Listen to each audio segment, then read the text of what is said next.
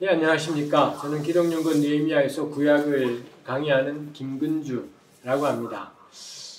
이렇게 온라인상으로 여러분들을 만나 뵙게 되어서 반갑습니다. 저도 그렇고 다들 줌으로 우리가 원체 온갖 것들을 하다 보니 저도 익숙하고 아마 오늘 여기에 참여하시는 분들 역시 익숙하실 것 같습니다. 이미 벌써 줌으로 이런저런 강의를 짧게 길게 다 들어보신 적이 있을 테니 오늘도 그러려니 하고 우리 온라인으로 강의 한번 나누어 보도록 하겠습니다. 이번 시리즈의 주제가 죽음이고요. 제가 맡은 것이 구약으로 바라본 죽음입니다. 구약 성경은 제가 구약을 읽고 공부하며 생각하기로는 구약 성경은 일관되게 죽음이 이 땅에 살아가는 모든 생명의 끝이다라고 마지막 종착점이라고 구약 성경은 말하고 있다. 이게 저는 명백한 누구도 부정할 수 없는 사실이라고 생각을 합니다. 이걸 가장 잘 보여주는 것이 우리 성경의 첫 번째 책인 창세기이지요. 제가 오늘 강의에 도움이 될 수 있도록 자료를 우리 같이 공유했습니다만 거기에 오늘 쭉 다루려는 주로 성경 구절 위주로 강의 자료에다가 적어두었습니다. 그리고 제가 오늘 나누는 강의의 거의 대부분의 내용들은 제가 쓴 구약으로 읽는 부활신앙이라는 책의 기본적인 내용들이 여기저기 조금씩 흩어져서 실려 있습니다. 그래서 혹시 오늘 강의 들으시다가 좀 모호한 부분이 있다면 이따가 우리 줌으로 질문해 주시면 좋고, 혹시 그렇지 않다면은 그 책을 이래저래 참고하시면은 도움이 될 것 같습니다. 창세기 3장 19절, 창세기 3장은 아담과 하와의 선악과 사건 이후에 하나님께서 하시는 말씀이 있지 않습니까? 거기에 보면 너가 흙으로 돌아갈 때까지 얼굴에 땀을 흘려야 먹을 것을 먹으리니 내가 그것에서 취함을 입었음이라 너는 흙이니 흙으로 돌아갈 것이니라 하시니라. 이렇게 되어 있습니다. 첫 줄에 내가 흙으로 할 때 그 흙이라는 단어는 히브리어로 아다마라는 단어입니다. 그 다음에 두 번째로 둘째 줄에 너는 흙이니 흙으로 할 때 그 흙이라는 단어는 히브리 말로 아파르라는 건데, 아파르는 흙 혹은 먼지, 아다마라는 단어가 땅 혹은 대지 이런 뜻을 가지고 있다면 아파르는 그 땅에 있는 흙, 그 땅에 있는 먼지 이런 걸 의미하는 것이지요. 결국 아다마는 훨씬 더 넓은 땅을 말하고 그 땅 위에 아다마 위에 있는 한 줌, 이게 이제 아파르 인셈인 것 이겠습니다. 그래서 너가 사람은 이런 존재다라고 이야기를 하는 거죠. 또 하나 우리가 같이 생각할 구절이 창세기 2장 7절입니다. 창세기 2장 7절에도 여호와, 고아래 있는 구절입니다만 여호와 하나님이 땅의 흙으로, 여기 땅의 흙, 땅은 아다마인 거고 흙은 아파르입니다. 땅의 흙으로 사람 아담을 지으시고 생기를 그 코에 불어넣으시니 사람이 생명이 되니라.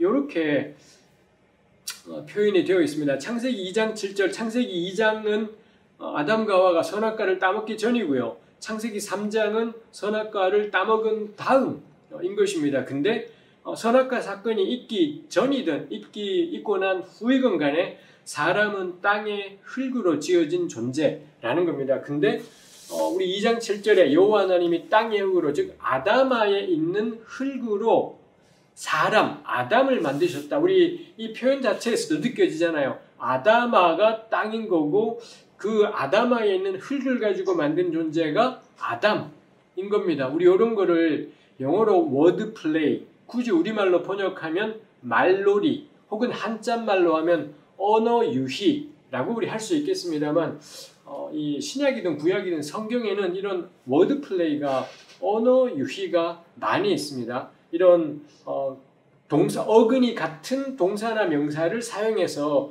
이런 일들이 있는 거죠. 아다마를 가지고서, 아다마에서 일부를 퍼가지고서 만든 존재니 그 이름을 뭐라고 하느냐? 아담이라고 하더라라는 것입니다. 그리고 창세기 3장 19절, 다시 첫 번째 구절로 가면 너는 그렇게 흙에서 취한 존재이니까 흙으로 돌아가라. 마치 우리는 이것을 결국 하나님이 이 선악과 사건 다음에 인간을 심판하셨기 때문에 심판 이후부터 죽음이라는 게 생긴 것처럼 우리가 그렇게 사실 창세기 3장을 한글로 읽으면 그런 인상들을 받게 되기도 합니다. 근데 문제는 원래부터 사람은 아담아에서 취했기 때문에 이름이 아담인 겁니다. 마치 심판 이후에 심판을 받아서 징벌을 받아서 너는 흙이니까 흙으로 돌아가라 할 것 같은데 사실 애초부터 사람은 아담아를 가지고 만든 아담, 흙으로 만든 어떤 흙덩이 이런 셈이 되는 거죠. 사실 아담아가 흙, 땅인 걸 생각하면 아담이라는 말은 우리말로 그 말놀이를 올리면 땅에서 만든 존재이니 너를 흙덩이라고 부르리라. 뭐 이쯤 되는 게 아담아에서 만들었으니 아담이라 하리라. 여기랑 비슷할 일이겠다 싶은 것이 있습니다. 그 다음에 창세기 3장 19절을 적어둔 것이 있습니다만 뭐 같은 이야기인 것이겠습니다. 그래서 이거 생각하면 아담아에서 만들어진 존재인 아담이 다시 아담아로 돌아간다라는 것은 사실 너무 자연스러운 일이겠다 싶은 거지요. 분명히 3장 19절을 그냥 읽으면 이제부터 인간이 죽음이라는 결과를 맞이하게 된 것 같고 그 선악과 사건 이전에는 인간은 안 죽는 존재인 것처럼 분명히 그런 뉘앙스가 그렇게 자연스럽게 읽으면 그렇게 읽혀집니다. 근데 애초부터 사람은 흙으로 만든 존재이니 흙으로 돌아간다라는 건 하나도 이상하지 않은 너무 자연스러운 일이었겠다 싶은 것이 있습니다. 그래서 인간이 결국 흙으로 돌아간다라는 것이 뭐 이 성경의 첫 번째 책인 창세기에서는 당연한 것처럼 이야기하는 것이 있습니다.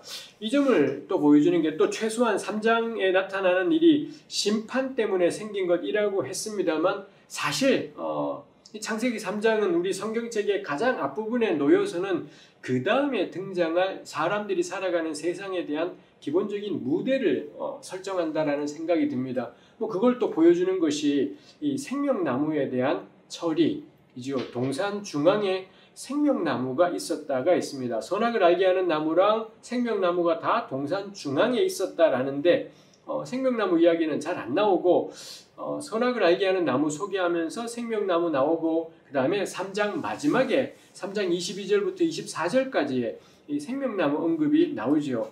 이 생명나무를 가리킬 때 히브리말 본문은 생명나무란 단어 앞에 정관사를 붙였습니다. 우리 왜 이 정관사 뭐 이런 거 있지 않습니까? 히브리어도 정관사가 있습니다. 그래서 영어 우리 옛날에 배울 때 그런 거 있잖아요. 정관사는 너도 알고 나도 알고 뭐 이런 게 정관사고 생판 모르는 걸 끄집어낼 때는 영어에서는 부정관사로 웬 사람을 보았는데 그런데 그 사람이 뭐 이런 식으로 부정관사와 정관사가 쓰이지 않습니까?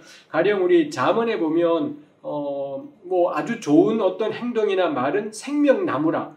그럴 때 그 생명나무는 부정관사가 쓰여 있습니다. 그러니까 이건 특별한 의미가 있는 것이 아니다라는 건데 근데 창세기에는 정관사가 붙어있는 생명나무에서 이렇게 말하면 너도 알고 나도 알고 뭐 이런 것이 되는 거지요. 사실 고대 세계는 이 고대 중동 지역이든 혹은 우리나라 이 동아시아 극동아시아권이건 간에 대부분 먹으면 젊어지는 샘물, 먹으면 죽지 않는 복숭아, 뭐 과일 뭐 이런 이야기들은 전 세계 어디나 존재하는 흔한 모티브이죠. 이런 이야기가 서양과 동양을 막론하고 고대 세계에 다 존재했다라는 건 사람들이 자기 삶에 닥쳐오는 죽음 때문에 고민을 하고 괴로워도 했다라는 거고요. 그래서 죽음을 극복하거나 넘어설 어떤 것, 안 죽을 수는 없을까? 그 다음에 다가오는 늙음, 노화되는 것에 대한 공포가 꽤 오래전부터 요즘에도 우리가 노화에 대한 두려움이 있죠. 저도 역시 제가 머리가 휘어진 건 노화 때문이 아니라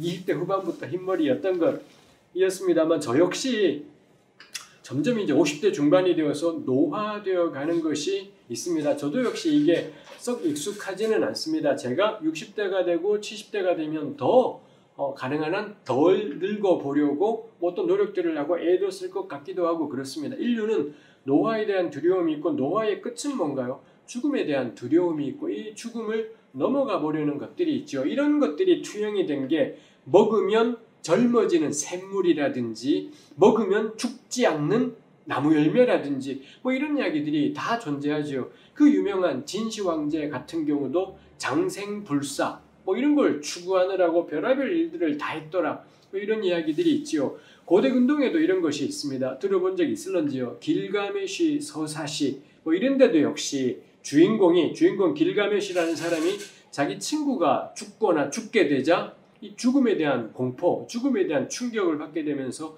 안 죽을 길이 없을까, 영생의 길이 없을까 해서 여행을 떠나서 이런저런 모험을 하고 아이템들을 습득하고 요즘 우리 게임 같은 온라인 게임 같은 그런 일들이 펼쳐지는 것이 길가메시 서사시에 나와 있습니다. 다 굉장히 길가메시 서사시는 굉장히 오래된 이 고대 이야기들인 거죠. 즉 고대 세계에 다 죽음을 넘어서는 어떤 것에 대한 갈망들이 있었다라는 겁니다. 우리 성경책에도 창세기 1, 2장, 3장에 생명나무, 이 생명나무라는 이름 자체가 먹으면 죽지 않을 것 같은 그런 생명나무고 창세기 3장 22절에서 24절에 보면 실제로 이 나무를 먹으면 영생하게 된다.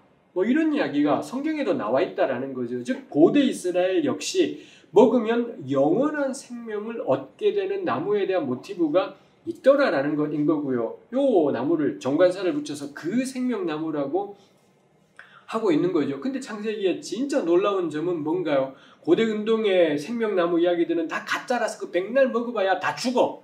근데 하나님이 말씀하시는 생명나무는 먹으면 영생을 얻게 되는 진짜야.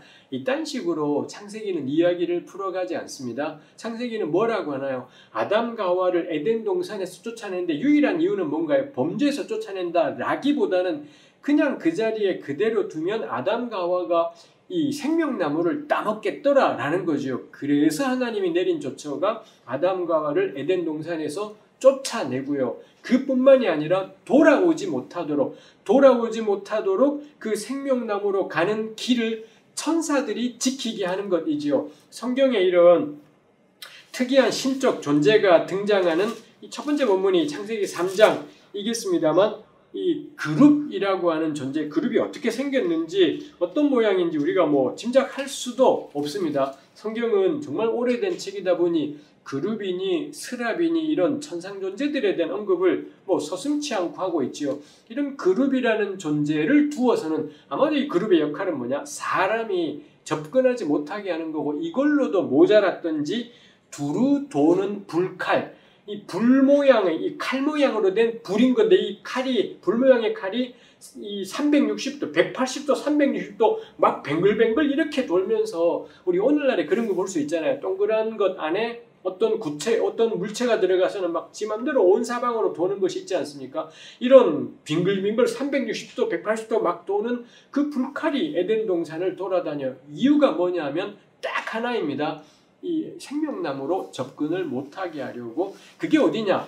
뭐 이 구약 성경의 끝이 아니라 창세기 3장 그 다음부터 노아니 아브라함이니 다윗이니 뭐 이사야니 예레미야니 쟁쟁한 신앙의 인물들이 등장하지 않습니까? 근데 가장 첫머리 창세기 3장 이래로 성경은 이 생명나무 가는 길에 원천차단, 그룹을 두었다, 불칼을 두었다라는 것의 의미가 뭔가요?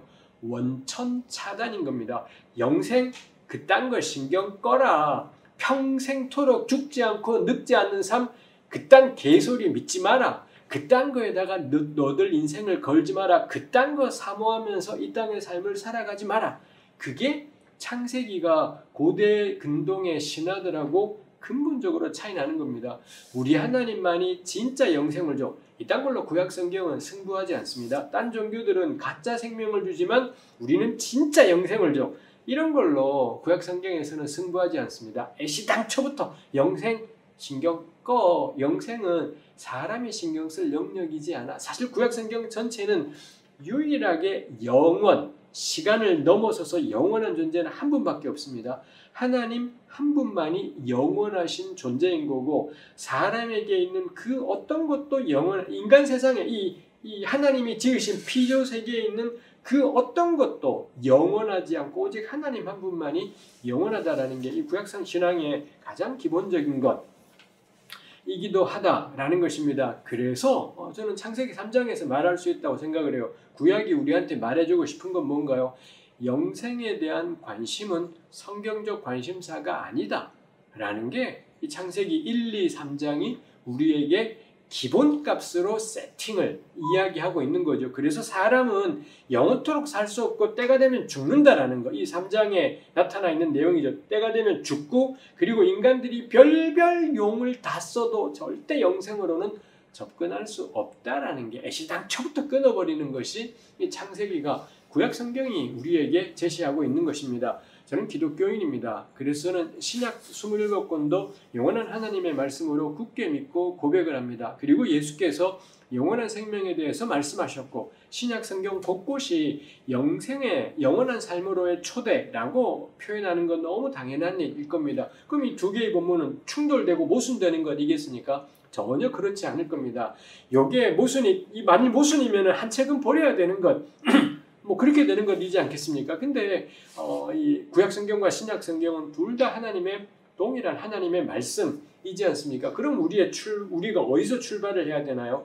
신약이 말하고자 하는 영생은 구약이 이야기하는 영생신경 거와 나란히 놓여 있다라는 점. 그럼 신약이 이야기하는 영생이 뭐지? 장생불사의 삶이냐? 그딴 거 아니겠구나. 우리가 영원토록 늙지 않고 평생 젊음인 채로 청춘인 채로 살아가는 것, 우리 옛날 이야기에서 보는 전설 속에서 보는 그런 것들, 이런 것들이 그럼 예수께서 말씀하신 영생이냐? 헛소리겠구나. 기독교는 그딴 영생 장사하는 곳이 아닌 거구나. 영원히 늙지 않고 젊음인 채로 이 팔팔한 청춘인 채로 살아가는 삶, 이딴 게 예수께서 전하시는 영원한 생명이 아니겠구나라는 게 이 구약에 있는 본문을 생각할 때 바라보게 되는 거죠. 그래서 성경을 읽을 때 서로 모순되어 보이는 진술들이 여기뿐만이 아니라 곳곳에 나오지 않습니까?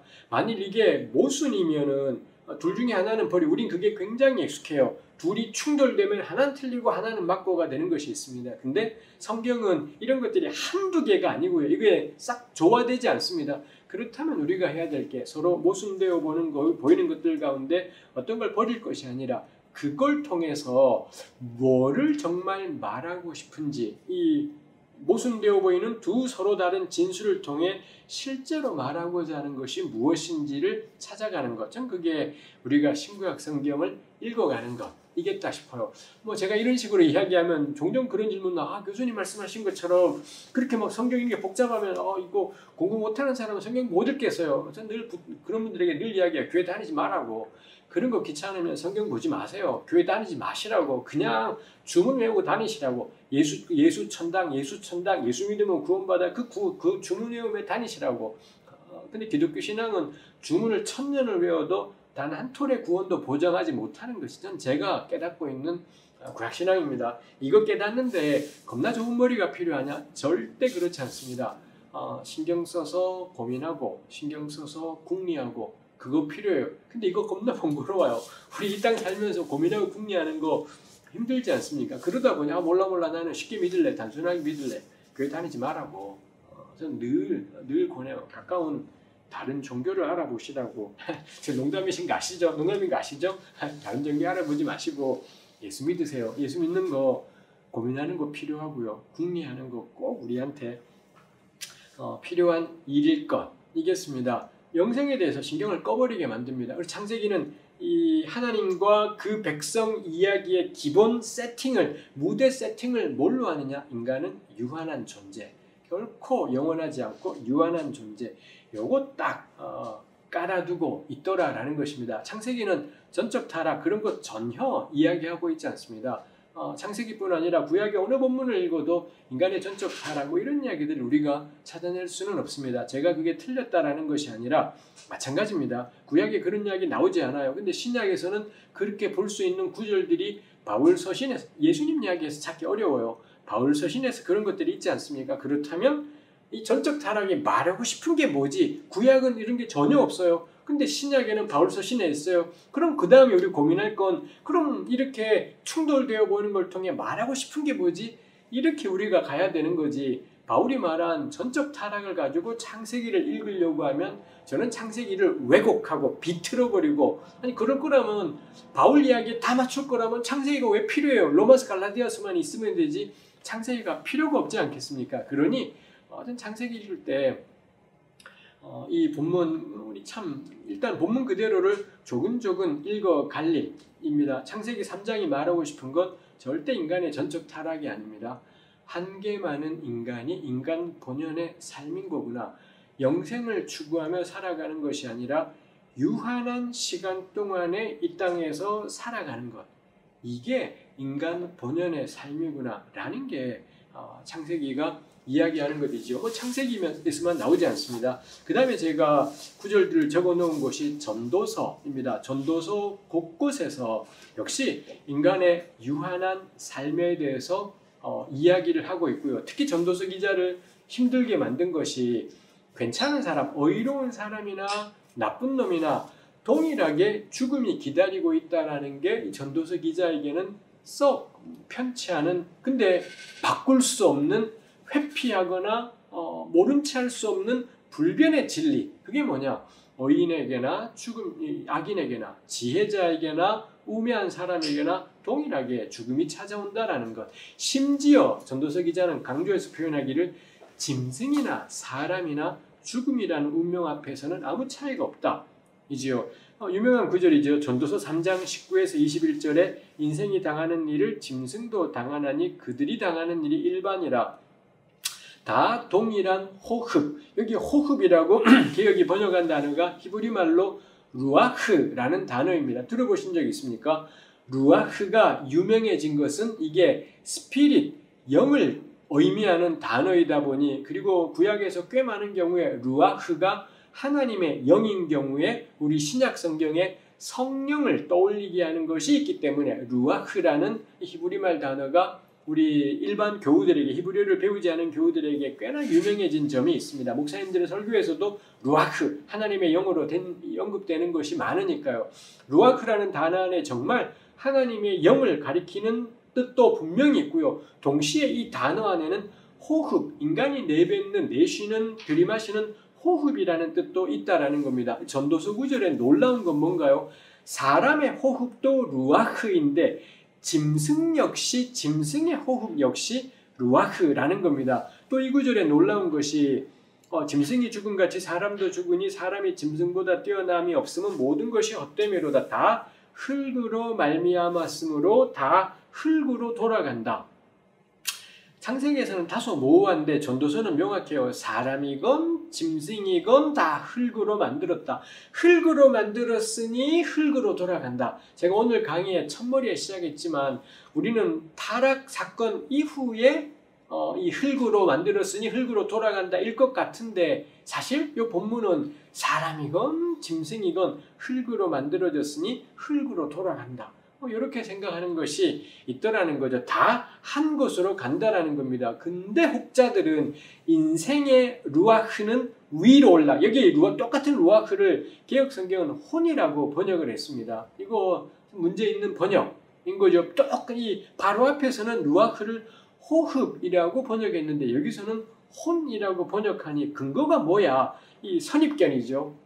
이 고정관념이 있는 겁니다. 이 한글 성경 번역자들 안에 이 어떤 고정관념이 있어서 바로 인접한 부분에서 루아흐라는 단어가 쓰였지만 달리 번역을 해버리는 거죠.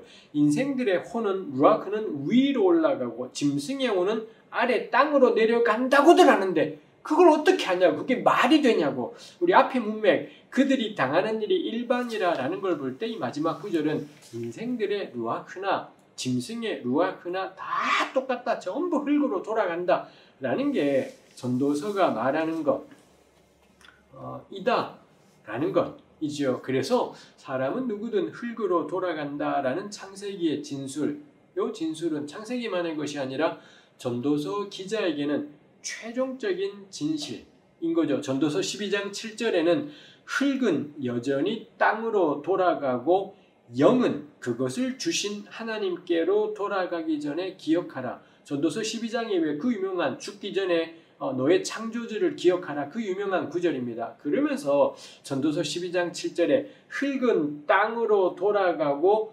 루아흐는, 여기 개역이, 거기서는 또 개역이 루아흐를 영이라고 번역을 했습니다. 영은 하나님께로 돌아가기 전에 기억하라.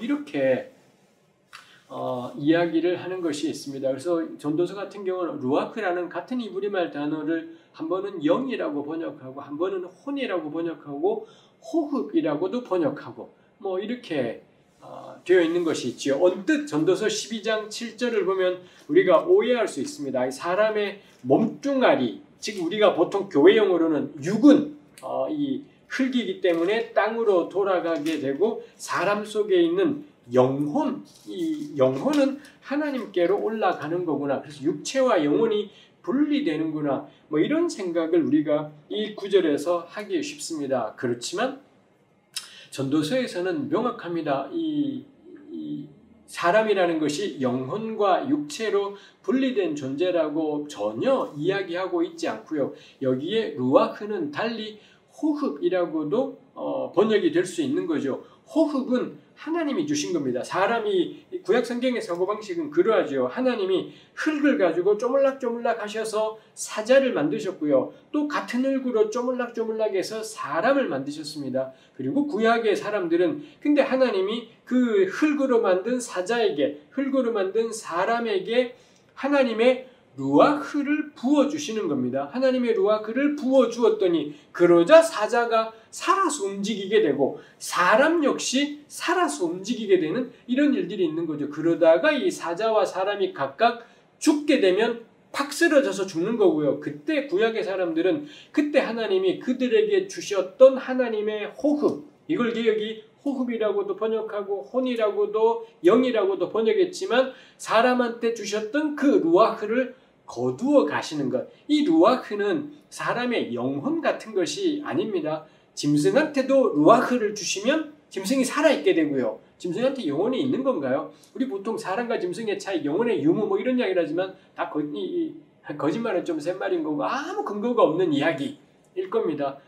성경의 사고방식은 그렇습니다. 짐승한테 루아흐를 주시면 살아서 움직이고 걷어가시면 쓰러지고 오래 두면 썩어서 흙이 되어버리고 사람한테도 흙으로 만든 사람한테 루아흐를 주시면 살아서 움직이는 사람이 되고 이제 그 삶이 끝나서 죽을 때 죽게 되었다라는 건 하나님이 주셨던 루아흐를 걷어가시면 사람은 픽 쓰러지게 되고 오래 두면 썩어서 흙이 되어버리고 사람과 짐승이 똑같다라는 게 전도서가 이야기하는 것이죠. 해서 전도서 12장 7절 흙은 여전히 땅으로 돌아가고 영은 그것을 주신 하나님께로 돌아간다. 이렇게 죽음의 순간을 표현하고 있습니다만 육체와 영의 분리를 말하는 것이 아니라 하나님이 주셨던 그 생명의 호흡을 거두어 가신 모든 생명의 호흡은 원천은 하나님이시기 때문에 그 생명을 거두어 가는 것을 이렇게 표현한 거죠. 하나님이 그 생명을 거두시면 사람이건 동물이건 다 흙으로 돌아가게 되더라 라는 것입니다. 요거랑 연관되는 게 창세기 6장 3절에 보면 제가 이 구절들은 안 적어 놓은 것 같습니다만 이 노아 홍수 이야기 앞부분이죠. 여호와께서 이르시되 나의 영 루아흐입니다. 나의 영이 영원히 사람과 함께하지 아니하리니 이는 그들이 육신이 됨이라. 그러나 그들의 날은 120년이 되리라 하시니라. 즉 하나님의 루아흐가 사람에게 있으면 사람은 살게 되는 건데 근데 영원토록 사람에게 있지 않고 일정한 시간이 되면 없어지게 된다 라고 이야기를 하는 거죠. 그래서 루아흐가 하나님이 사람 속에 두셨던 루아흐를 하나님께로 돌아간다라는 건 우리는 루아흐를 뭐 영혼 이딴 걸로 생각을 해서 육체라는 감옥에 갇혀 있던 영이 드디어 육체의 죽음과 더불어 하나님께로 돌아가서 하나님과 영원히 사는구나. 전혀 그런 것이지 않지요. 하나님이 하나님 안에 있던 그 생명의 호흡들을 사람이나 동물에게 나누어 주었을 때 그게 살아있다가 다시 원주인인 하나님께로 돌아갈 때 사람과 짐승의 생명은 끝. 이게 딱이지요. 거기 시편 9절도 마찬가지입니다. 시편 104편 29절에 주께서 낯을 숨기신즉 그들이 떨고 주께서 그들의 호흡 루아흐를 거두신즉 그들은 죽어 먼지로 돌아가나이다. 그의 호흡 루아흐가 끊어지면 흙으로 돌아가서 그날에 그의 생각이 소멸하리로다. 시편도 똑같은 사고방식이지요. 하나님이 그 생명의 호흡을 거둬가시면 사람 끝. 이제 생각이고 뭐고 없이 인생 끝. 뭐 이렇게 되어 있죠. 시편 146편 4절 같은 경우는 죽으면은 그날에 그의 생각이 소멸한다. 더 이상 인지나 사고 이런 거 다 끝! 뭐 이렇게 이야기하지만 반면 구약의 어떤 본문들은 사람이 죽은 다음에도 존재가 있다. 그리고 생각도 한다라는 이런 본문들이 구약에 있기도 합니다. 대표적인 것이 이사야 14장 9절이하고 에스겔 32장입니다. 이사야 14장은 이사야 13, 14장은 바벨론에 대한 심판 말씀이에요. 그래서 바벨론이 14장에 가면 바벨론이 결국 하나님의 심판으로 망하고 바벨론 왕도 죽을 겁니다. 그 바벨론 왕이 죽어서 그 죽은 자들의 세계로 가게 되면 먼저 죽었던 사람들이 야 저 봐라 바벨론 왕이 온다 하면서 다들 기뻐 맞이하고 기뻐 맞이하는 게 환영하는 것이 아니라 너 그렇게 잘난 체하고 힘있다라고 하더니 니도 죽는구나 해서 바벨론 왕이 죽는 것 바벨론 왕의 운명 역시 죽음 앞에서는 꼼짝도 못하네. 그래서 먼저 죽었던 존재들이 다 벌떡 일어나서 기뻐 맞으며 바벨론 왕을 조롱할 거다. 뭐 이런 내용이 이사야 14장 9에서 11절에 있습니다. 에스겔 32장 17절에서 32절에도 역시 이 먼저 온갖 굉장했던 왕들이 전부 죽으면 이 죽은 자들의 세계 우리 이따 보겠지만 스올이라고 하는 죽은 자들의 세계에 다 자빠져 누워 있을 거다라는 거고 그래서 애굽 왕 바로 역시 죽게 되면은 그 스올에 내려가서 그 죽은 자들 곁에 누워 있게 될 거다. 뭐 이런 식의 본문들이 있습니다. 그래서 해서 이사야 14장이랑 에스겔 32장을 보면 죽은 다음에도 무슨 정체성이 유지가 되고 있고요. 바벨론 왕이니 애굽 왕이니 어디 왕이니 정체성, 자기 정체성이 살아있기도 하고 그걸 보고 바벨론 왕이 죽어서 스올에 온 걸 보고 다 기뻐했다. 기뻐 맞이했다라는 건 마치 저기 어딘가에서도 막 살아서 또 다른 삶이 이루어지는 것 같은 뭐 이런 인상들을 에스겔 32장이나 이사야 14장이 말하는 것이 있습니다. 근데 이런 본문들을 가지고 죽은 다음에도 또 다른 존재와 생명이 있다. 마치 우리 지옥에 대해 생각하는 것처럼 우리 지옥 어릴 때 늘 들었던 게 그거잖아요.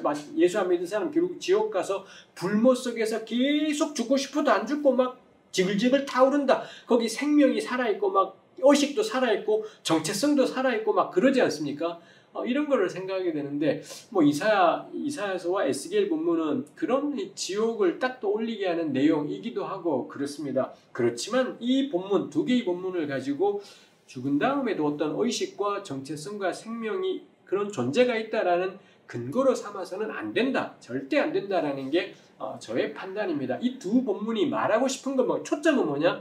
이사야 14장은 바벨론 왕, 에스겔 32장은 애굽 왕, 당대의 최강국, 제국의 정점인 겁니다. 그 최강국조차도 죽음 앞에서는 꼼짝도 못한다라는 거. 그리고 하나님이 이들을 치시면 제 아무리 강한 나라들이라 할지라도 다 멸망하고 죽음에 달하게 된다라는 것. 그래서 그 강력한 군주, 강력한 제왕의 완벽한 몰락, 요거를 문학적 상상을 한 겁니다. 이거 죽은 다음의 세계를 누가 알 수가 있겠습니까? 근데 이런 상상력을 통해 그 대단하던 왕들, 바벨론 왕이 그렇게 위풍당당, 위세당당하더니 이 하나님의 심판 앞에 쫄딱 망해 죽을 거고, 그래서 죽어서 스월에 가면 그 이미 죽었던 사람들이 전부 다 벌떡 일어나서 저 인간도 여기 오래 하면서 조롱하면 맞이할 거다. 뭐 이런 것인 거죠. 그래서 이 본문이 말하고 싶은 건 강력한 제국의 완벽한 몰락, 요거를 강조해서 문학적인 표현을 한 것이지, 이런 본문들의 근거에서 죽음 이후의 세계를 정말 이런 거다라고 진술한 걸로 그런 죽음 이후의 세계를 그리는 근거로 요 두 개의 본문을 사용해서는 안 된다라는 것이죠. 문학적 표현이지 사실적인 표현은 아니겠다라는 것입니다. 구약의 기본적인 입장은 죽으면 끝, 더 이상 계획도 없고 사고도 없고 끝이다라는 것이지요. 이런 죽음에 대해서 그래서 구약은 기본적으로 슬퍼하거나 괴로워하지 않습니다. 왜냐하면 죽는 건 인간에게 정해진 기본적인 길이니까요. 모든 사람이 당연히 걸어가는 길인데 그걸 비극이라고 생각할 리가 없지요. 우리 가령 우리나라 같은 경우 8살이 되면 학교에 가고 19살, 20살이 되면 고등학교를 졸업하지 않습니까? 이건 대부분의 사람들이 걸어가는 길이잖아요. 이걸 누가 슬퍼하겠습니까? 그냥 걸어가는 것. 이기 때문인 거겠지요. 뭐 그런 것들을 우리가 성경에서 볼 수 있지요. 가령 욥기 같은 경우 우리 마지막에 가면 욥기 42장에 하나님이 욥의 모든 걸 풍성하게 회복하시며 부어주시는 장면들이 나오지 않습니까? 그래서 어떤 뭐 엄청나게 하나님이 부어주시는 것들이 있습니다. 욥기의 가장 마지막은 뭔가요? 그 후 욥기 42장 16, 17절에 보면 그 후에 욥이 140년을 살며 아들과 손자 4대를 보았고 욥이 늙어 나이가 차서 죽었더라. 거기 늙어 나이가 찼다라는 이 표현을 직역하면 오래도록 충만한 날들, 뭐 이런 식으로 할 수 있죠. 여기에서 욥의 죽음은 비정상적인 어떤 것, 비극이나 재앙이 아니라 복인 겁니다. 하나님의 회복의 결론이 뭐냐? 자기에게 주어진 그 충만한 날들을 다 누리고 마침내 죽었더라. 죽음이 슬픔이 아니구나. 죽음이 재앙이 아니구나. 욥의 이게 죽음은 하나님이 복 주신 그 풍성한 삶의 절정이, 결론이 이런 죽음이더라라는 것입니다. 우리 구약 성경이 히브리어로 쓰였는데 이게 주전 3세기 이래 이집트 땅에서 그리스어로 번역이 되고요. 그 그리스어로 번역된 구약 성경을 우리가 보통 70인경이라고 부르지요. 70인경 욥기 가장 마지막 이 42장 16, 17절은 이렇게 끝나지 않습니다. 그 뒤에 굉장히 긴 내용이 그리스어로는 더 붙어 있고요. 거기에 하나님이 사람들을 다시 일으키실 때 욥 역시 죽음 가운데서 다시 일으키시리라. 뭐 이런 내용들이 욥기 마지막에 70인경 욥기 마지막에는 붙어 있더라 라는 것입니다. 70인경 욥기가 번역되던 당시 아마도 주전 2세기, 주전 1세기 이쯤일 겁니다. 이쯤 되면서는 이 고대 유대교 안에 내세 신앙이라는 것이 견고해집니다. 주전 2세기 중반일에 고대 유대교는 내세 신앙이 견고해지게 되고, 그래서 이 70인경 번역자가 보기에 욥이 정말 회복된다면 죽음으로 끝나는 게 말이 돼? 해서는 뒤에 겁나 길게 붙여서는 하나님이 그날에 다시 욥을 일으키시리라, 즉 부활하게 되리라, 이런 식으로 70인경 욥기가 되어 있습니다. 이런 식으로 부활신앙이라는 것이 생기잖아요. 그러면은 부활이 가장 복된 것이 되고 가장 풍성한 은혜가 되고 그러는 겁니다. 그 70인경 욥기에 덧붙여진 마지막하고 비교해 볼 때에도 히브리 성경 욥기, 개역에 반영되어 있는 히브리 성경 욥기는 인상적이지요. 히브리 성경에서는 고대 이스라엘로서는 죽음이 삶의 끝인 거고, 이 삶의 끝으로서의 죽음이 재앙이 아니구나, 슬픔이 아니구나. 이 고대 이스라엘 사람들은 죽음을 긍정했구나. 죽음을 긍정하고 이게 어떤 부정적인 거라고 생각하지 않은 것이구나이지요. 이런 죽음에 대한 담담한 시선은 우리 이 죽음을 표현하는 또 다른 진술에서도 볼 수 있지요. 거기 예를 들어 두었습니다만 그의 나이가 높고 늙어서 기운이 다하여 죽어 자기 열조에게로 돌아갔다. 죽는 것을 열조에게로 돌아갔다라고 해요. 그럼 뭐 땅속에 있는 그 열조들의 정체성이 살아있어서 그분들 또 만났다. 죽은 다음에 다시 또 만났다. 뭐 이런 이야기 아닐 겁니다. 이 열조에게로 돌아갔다라는 것의 의미는 조상들이 묻혔던 그곳에 묻히고 조상들이 가는 곳, 죽음인 거죠. 그 죽음에 같이 가게 되었다라는 그런 의미겠지요. 이스마엘은 향년이 137세의 기운이 다하여 죽어 자기 백성에게로 돌아갔다. 뭐 이런 표현들이 성경에 굉장히 많이 있고, 특히 우리 열왕기서로 가게 되면 어떤 임금이 몇 살의 임금이 되었고 몇 년을 다스리다가 죽어 열조와 함께 묻혔더라. 뭐 이런 식의 표현들이 나와 있지요. 뭐 이런 표현들 역시 죽음이라는 것이 자연스럽고 정해진 질서라는 것입니다. 그래서 죽음을 하나님의 반대편으로 보는 것, 죽음을 어떤 저주와 가까운 것으로 보는 것은 구약하고는 틀린, 구약하고는 안 맞는 견해라는 것입니다. 오늘날에 우리가 글쎄요, 저는 이 사형리라는 책을 제가 처음 교회 고등학교 때 갔을 때 사형리 전도를 받으면서 예수님을 믿기로 결단을 하고, 그때부터 제가 기독교인이라고 스스로 생각하게 되었습니다. 뭐 그렇지만 그때는 사형리가 최선이었고요. 시간이 지나면서 이 사형리로 대표되는 요 짧은 요약들이 성경과 안 맞다라는 것들이 뭐 대부분 다 4개의 원리마다 다 이런저런 문제들이 생기고 잘못 성경 구절을 인용한다라든지 그 다음에 성경적인 사고방식하고는 틀린 이야기들이 있다라든지 수정될 것들이 많지요. 그 중에 하나가 전 죽음이다라고 생각을 해요. 저도 그랬고 저도 그렇게 전도를 들었고 저 역시 다른 사람에게도 그렇게 전도한 적이 있지만 늘 기독교인들은 죽음에 대한 두려움을 불러일으킵니다. 너 이러다가 당장 죽으면 죽음 앞에서 어떻게 할래? 죽음에 대한 공포를 불러일으키고 그래서 교회는 사람들로 하여금 공포에 사로잡히게 하면 성공이에요. 심판에 대한 두려움, 죽음에 대한 두려움 언제부터 저는 교회가 이 꼴이 되었나 싶습니다. 조나단 에드워즈의 그 유명한 설교 역시 그가 지옥에 대해서 설교할 때 그의 설교를 듣고 사람들이 다 벌벌 떨었고 극심한 두려움에 사로잡혔고 예수 그리스도를 고백하고 영접하게 되고 이런 이야기들을 제가 들은 적이 있습니다. 그 조나단 에드워즈의 설교문을 제가 직접 읽어보지 않았고 그때는 참 그렇구나. 저도 그래서 교인들에게 다가올 심판이 얼마나 두렵고 무서운 것인지를 참 전하고자 애를 썼던 적이 있습니다. 지금은 생각을 해요. 참 어리석은 일이다. 조나단 에드워즈건 뭐건 간에 조나단 에드워즈는 자기 시대에 자기 몫을 했겠다 싶은 것이 있습니다. 그렇지만 왜 이놈의 교회는 겁줘서 예수를 믿게 하는 걸까?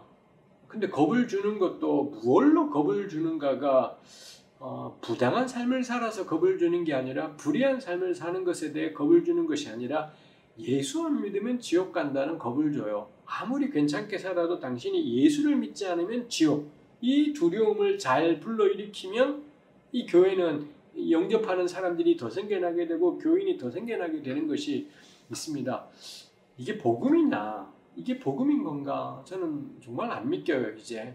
그런 식으로 죽음에 대한 공포를 불러일으키는 것이 복된 소식인 건가, 그게? 이런 틀로는 죽음을 자연스럽고 당연한 걸로 여기는 구약은 하나도 담아낼 수가 없습니다. 그럼 구약의 사람들은 그러면은 어떻게 할 건가? 하나님이 아브라함에게 죽음 겁줘서 낯선 땅으로 떠나게 했던가? 하나님이 다윗에게 죽음 겁줘서 그 길을 가게 했던가? 누구한테?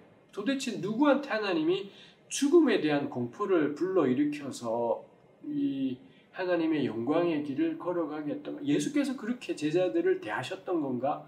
전 찾아볼 수 없다 싶어요. 바울이 그랬던 건가?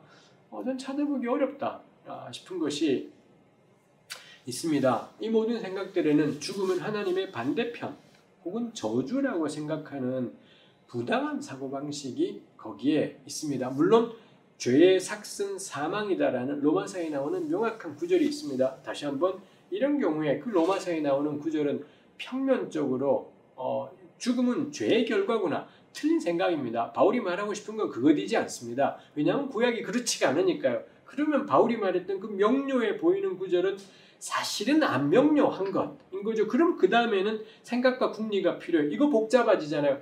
그러면은 이 망할 놈의 교회가 계속 죽음 장사, 죽음과 공포, 두려움 장사를 해서는 사람들 바짝 졸게 만들어서 교회 안 다니면 안 되게끔 교회 예배를 빼먹으면 당장 죽음이 닥쳐올 것처럼 이딴 장사와 위협을 해서는 교회를 유지하는 것이 좀 부당하다. 철저하게 부당하다 싶은 생각을 하게 돼요. 죽음은 구약에서 자연스러운 것이었죠. 엄밀히 말해서 죽음은 하나님의 창조 그때부터 처음부터 그야말로 in the beginning 태초부터 저는 죽음은 존재했겠다이지요. 하나님이 지은 피조물 가운데는 하루살이가 있었을 겁니다. 하루살이가 타락 이후에 생긴 건 아니겠지요. 그렇다면 그 하루살이는 그냥 하루가 자기 생명의 끝인 것입니다. 상상이 되십니까? 사자와 호랑이는 언제부터 수명이 유한했을까? 인간의 타락 이후부터였을까요? 아니면 타락 이전부터였을까요? 전 죽음이라는 것이 그 낙원에도 우리가 잃어버린 그 낙원에도 애초부터 저는 죽음은 있었겠다 싶은 것이죠. 특히 대표적인 것이 식물입니다. 식물의 씨앗, 우리 요한복음 12장 24절에 그 유명한 한 알의 밀이 땅에 떨어져 죽지 아니하면 한 알 그대로 있을 것이요 죽으면 많은 열매를 죽어야지 열매를 맺어요. 요거 우리 바울도 역시 고린도전서 15장 그 유명한 부활장에서 씨앗을 이야기하면서 씨앗이 죽어야 살아난다. 뭐 이런 이야기를 하지 않습니까? 즉 죽음은 여기서 죽음은 재앙이 아니에요. 여기서 죽음은 더 많은 생명의 출발이 되는 것이 죽음이다라는 것입니다. 그래서 하나님이 지으셨던 그 영광의 에덴 동산, 아담과 하와가 선악과를 따먹기도 한참 전인 하나님이 처음 지으셨던 그 영광의 세상에도 이미 죽음은 존재했고, 근데 이 씨앗이 죽는 것은 슬픔이 아니고 비극이 아니고 더 큰 생명을 낳게 되는 그런 일이었다라는 겁니다. 사실 동물이 살다가 쓰러져 죽어도 이거 재앙이지 않습니다. 그 동물이 죽어서 땅에 묻히게 되고 그게 그대로 땅에게 양분이 되고 그 땅은 그 다음에 결실들을 더 풍성하게, 만일 아무도 죽지 않으면은 땅의 생명력도 없어져 버릴 겁니다. 땅이 하나도 비옥하지 않으니 더 이상 이 땅은 뿌려도 아무것도 안 나는 것이 될 수도 있는 것. 이건 상상의 영역이지만 해서 죽음은 태초부터 그 영원한 에덴 동산에 존재했겠구나라는 거죠. 여기서 죽음은 비극이 아니라 새로운 성장과 변화를 위한 출발이고 토대라는 것이지요. 이 죽음을 긍정적으로 이해한 것에는 매장도 있습니다. 구약에서는 아주 많이 나오진 않지만 구약 본문에는 매장에 대해서도 군데군데에서 언급을 합니다. 가령 하나님의 심판받았다의 특징이 뭐냐? 죽었다가 아니라 제대로 매장되지 않았다. 죽은 사람인데 이게 참 특이하죠. 매장 문화는 대부분 사후세계랑 연관이 되기 쉽습니다. 그래서 고대 세계의 매장 문화가 다 다르잖아요. 심지어 이집트도 그렇고 우리나라 같은 경우도 고대에 왜 순장이라고 해서 떼거리로 묻어버리는 일이 있지 않습니까? 그런 일을 하는 까닭은 사후세계가 있기 때문에 이런 사후세계에서도 이 사람이 혼자 있지 않게 하려고 같이 묻어버리는 뭐 이런 것이 있다라는 겁니다. 매장 문화는 대부분이 사후세계하고 연관이 되는데 구약은 사후세계에 대한 아무 그림이 없는데 이제 이 잘 매장하는 것이 뭐 화려하게 매장하는 것이 아니라 조상들이 묻힌 곳에 묻히는 것, 요거를 아주 중요하게 생각을 했었습니다. 그래서 심판받은 사람의 특징은 뭐냐? 길바닥에 내던져지고 아무도 묻어주는 사람이 없는 것. 이게 시체가 버림받는 것이 가장 끔찍한 재앙인 것처럼 되고요. 다윗 같은 경우 이 사무엘상 31장에 가면 하나님의 이 징계, 거기 어떤 어려운 사건을 경험하면서 사울과 요나단을 제대로 매장하는 것, 뭐 이런 일을 행하는 것이 나오고 있기도 하죠. 이게 바빌론 포로기 이후 흔히 말하는 제2성전기에 가면 시체 매장의 중요성이 훨씬 더 부각되는 것이 있기도 하지요. 하여간에 구약성경에는 매장을 중요하게 생각했습니다. 그게 죽음을, 이 땅에서의 삶을 끝내는 가장 마지막에 적절한 조치입니다. 아무데나 버려버리는 것, 죽음은 끝인 것이니 아무데나 버리는 것이 아니라 조상들이 묻힌 그곳에 묻히도록 하는 것, 아니면 혹은 제대로 땅에다가 묻어서 이런 매장 절차를 거치는 것. 이 죽은 자가 다시 살아나네만 이런 기대가 구약에서는 하나도 찾아볼 수 없습니다. 그렇지만 제대로 매장되는 것을 중요하게 여겼던 것이 있더라이죠. 결국 구약에서 죽음은 기본적으로 부정적인 것이 아닙니다. 문제는 나쁜 죽음, 이상한 말이지만 나쁜 죽음이라는 것이 있겠다라는 거죠. 나쁜 죽음이 있다라는 건 뭐 반대말로 좋은 죽음, 정상적인 죽음이 있다라는 겁니다. 이미 이야기했지만 욥 같은 경우 오래도록 충만한 날을 살고 죽지 않습니까? 그래서 이 자기에게 주어진 수명을 충분히 누리는 것, 그게 구약이 말하는 장수의 개념입니다. 남들보다 오래 사는 게 장수인 것이 아니라 하나님이 주신 생명의 날들을 충분히 살아가는 것이 장수. 이제 우리는 지금 평균 연령이 80이 아니라 90이 되면 장수라, 평균 연령이 80인데 90까지 살면 장수라고 하는 것이 있겠습니다만 구약에서는 그게 장수이진 않습니다. 자신에게 주신 생명, 이거 몰라요. 얼마큼인지 모르지만 자신에게 주신 생명을 충분히 그 생명의 날들을 누리고 살았을 때 이걸 장수라고 하는 것인 거고요. 그 다음에 내가 죽더라도 자식이, 아들이 있지 않습니까? 아들이 있을 경우에 그 아들에게 이름이 전해진다라고 고대 이스라엘 사람들은 생각을 했습니다. 그래서 나는 죽지만 내 이름이 전해지는 아들이 있다면 그 죽음은 복된 죽음이 되는 것이죠. 그 다음에 세 번째가 제대로 매장되는 것, 조상들이 묻힌 곳에 같이라든지 혹은 적절하게 길바닥에 버려지지 않고 적절하게 매장되는 것. 이 세 가지가 기본입니다. 장수, 충만한 삶을 누리는 것, 그 다음에 나의 이름이 영원토록 전해질 아들이 있는 것, 그 다음에 세 번째가 제대로 매장이 되는 것. 이런 것들이 좋은 죽음인 거고요. 근데 이 세 가지 가운데 안 맞아버리게 되면 때 이른 죽음, 충분히 살지 못했는데 갑자기 죽음의 날이 닥쳐왔을 때, 혹은 두 번째로 자식이 하나도 없는 채로 더 이상 이름이 전해지지 못하게 되었을 때, 그 다음에 세 번째로 길바닥에 버려지게 되거나 짐승에게 뜯기게 되는 시체, 이런 것들이 나쁜 죽음이라는 것입니다. 그러고 보면은 이거 어떤 이 학자가 지적한 것이지만 참 특이한 게 예수님이 여기에 딱 해당이 돼요. 예수께서는 이 때 이른 죽음, 굉장히 젊은 나이인데 죽음에 다다르게 되었던 것인 거고요. 그 다음에 예수님에게는 당연히 자식이라곤, 그의 이름이 전해질 자식이라곤 없었고요. 그리고 예수님은 가족과 함께 묻히지 못했습니다. 어떤 야리마대 사람 요셉이 제공했던 그런 무덤에 묻혔던 것이 있지요. 해서 고대 이스라엘의 구약 성경의 기준으로 따지면 예수께서는 나쁜 죽음, 재앙 가득한 죽음, 누가 보더라도 하나님의 심판을 받은 사람의 죽음, 이런 죽음을 맞이한 셈이지요. 근데 예수님은 그런 분이 아니지 않습니까? 그러다 보니 성경에 아주 많이 나오진 않지만 이런 억울한 죽음, 의로운 사람인데 좋은 죽음을 맞지 못하는 경우가 당혹스러운 경우들이죠. 이런 것들에 대한 문제들, 이게 우리 좀 더 커지면은 왜 의인이 고난받나요? 왜 악인이 번성한가요? 하나님은 정말 올바르신 건가요? 해서 신정론 문제까지 확장되는 것이 있지만 우리 거기까지 가지 말고 억울한 죽음, 의인의 때이른 죽음 혹은 의인의 나쁜 죽음에 대해서 이 구약의 사람들도 고민을 했지요.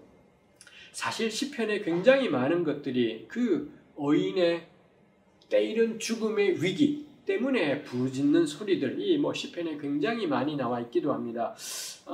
제가 이 부분을 강의를 하면서 모르고 빼버려서 적혀있지 않을 것이겠습니다만 구약성경 이사야 57장 1, 2절에 이런 구절이 있습니다.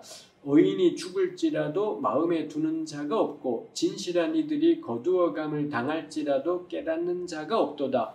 의인들은 악한 자들 앞에서 불리어 가도다. 그들은 평안에 들어갔나니 바른 길로 가는 자들은 그들의 침상에서 편히 쉬리라. 이사야 9절의 고민은 뭔가요? 의인의 때이른 죽음입니다. 정말 의로운 사람인데 나쁜 놈은 시퍼렇게 살아있는데 의로운 사람이 팍 죽는 이런 일들이 있더라라는 것입니다. 이렇게 때이른 죽음은 나쁜 놈들에게 있어야 되는데 의인에게 라는 거지요. 이거에 대해서 이사야 9절이 이야기하는 것이 뭐냐? 왜 그런 거냐? 의인들은 악한 자들 앞에서 불리어 간 거라고. 그리고 그들은 평안에 들어갔다. 침상에서 편히 쉬리라. 부활 이야기하지 않습니다. 이게 딱 신약 성경이었으면 뻔해요. 신약 성경이나 제2성경기에 쓰여진 문헌이었다면 이 의인들은 영원한 생명에 들어간 거야. 다시 부활해서 영광의 자리로 들어간 거야. 이렇게 풀이하겠지만 이사야서는 그렇게 풀이하지 않죠. 이거 뭐냐?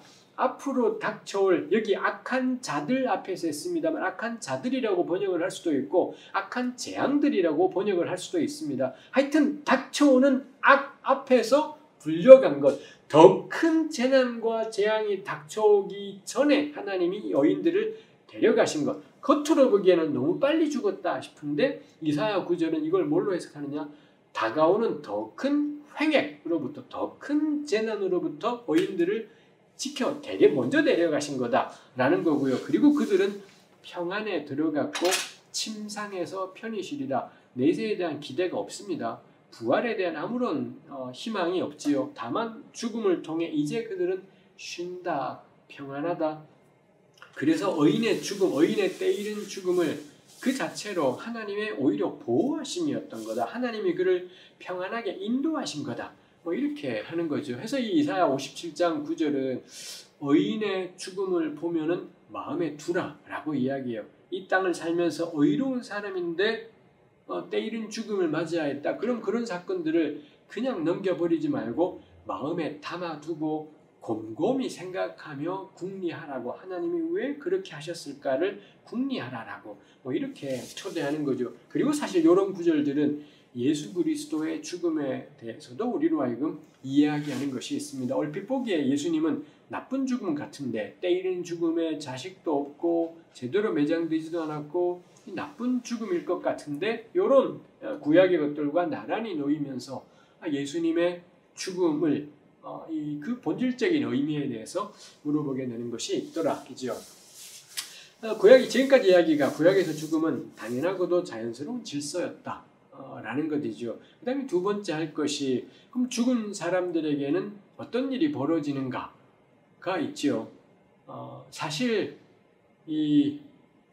죽은 자들은 어떤 일이 벌어지는가가 있겠습니다. 구약에서는 뭐 이에 대해서 명확해요. 사람이 죽으면 스올로 간다 라고 했습니다. 이 스올이라는 단어는 히브리어입니다. 정확하게는 쉐올 이쯤 되겠습니다만, 개역 한글판은 이 쉐올이라는 단어를 계속 음부라고 그렇게 개역 한글판은 번역을 하다가 이 한자말이 잘 안 쓰이는 말이고 어려운 말이다 보니 이제 개역 개정판부터는 이 대한성서공회가 그냥 히브리말을 음력하기로 결정을 한 거지요. 그래서는 이 히브리말 그대로 뭐 쉐올이지만 스올이라고 그냥 음력을 해버렸습니다. 스올은 이 고대 이스라엘의 세계관 속에서는 땅 속 세계입니다. 우리 그런 그림 보신 적이 있을런지요? 고대 사람들은 이 땅과 하늘은 정확히 말하면 궁창입니다만, 궁창과 땅, 요게 살아있는 산자들의 세계라고 생각을 했습니다. 이 땅 위에 물, 뭐 강도 있고 바다도 있고 여기에 사람과 짐승과 물고기와 새들이 있고요. 궁창이 끝입니다. 궁창은 우리 한자말의 궁창에는 전혀 그런 이미지가 없지만, 원래 이 궁창이라고 번역된 히브리 말은 얇게 평평한 판때기 뭐 이런 것이 궁창입니다. 고대 사람들은 하늘이 얇게 평평한 판때기 같은 것, 단단한 판때기라고, 사실 궁창에는 그런 게 전혀 없지만 히브리 말로는 단단하다라는 의미가 거기에 있습니다. 그래야지 거기에 하나님이 태양을 만들어서 박아둘 수가, 태양을 거기다가 탁 박아두고요, 달을 박아두고 별들을 팍팍팍 하늘에다가 박아두고, 이게 단단해야, 궁창이 단단해야지 태양이 떨어지지 않고 별도 떨어지지 않고 뭐 이런 일이 있죠. 그 궁창에 태양과 달과 별이 박힌 궁창이 있고, 그 궁창 안에 여기 창공에 새들이 날아다니고, 그 땅에는 사람과 짐승, 바다에는 강에는 물고기가 살고, 이게 산자들의 생명의 세계인 거고요. 궁창 위에 물이 있고 그리고 또 하늘이 있습니다. 그 하늘이야말로 하나님의 영역, 하나님이 있고 천사가 있고 그릇과 스랍이 존재하는 하늘의, 이건 하나님의 영역, 사람이 갈 수 있는 곳이지 않지요. 그 다음에 땅 아래에도 물이 있고 또 땅이 있습니다. 이 땅 아래에 있는 땅을 가리켜서 스올이라고 하는 거죠. 이 땅 아래의 세상은 죽은 자의 영역. 그래서 이 땅이 있다면 땅 아래는 죽은 자의 영역, 땅과 궁창 사이가 산자의 영역, 궁창 위가 하나님의 영역, 이렇게 우주를 3분해서 생각을 하는 것, 이게 있더라. 하나님이 자주 구약에서는 자주 하나님이 하늘에서 내려오시는 일을 하는 것이 있겠고요. 그리고 땅에 있는 성소들은 하늘에 있는 성소를 본따서 만든 것이 땅의 성소인 거겠습니다. 그러다가 땅에 있는 사람들이 죽으면은 묻히지요. 매장되면 이제 그 매장된 시체가 스올로 간다고, 땅속 세계로 간다라고 이 고대 사람들은 생각을 했다라는 것입니다. 그래서 사람이 죽으면 스올로 내려간다. 스올은 땅 아래에 있기 때문에 내려간다라는 것이 있죠. 가령 광야에서 모세와 아론의 권위에 도전했던 이 고라의 무리들이 땅이 갈라지면서 스올에 빠졌다. 뭐 이렇게 표현하는 것이 딱 고대적인 사고방식입니다. 땅 속에는 스올이 있고 사람이 거기 들어갔다라는 건 스올에 갔다라는 거야.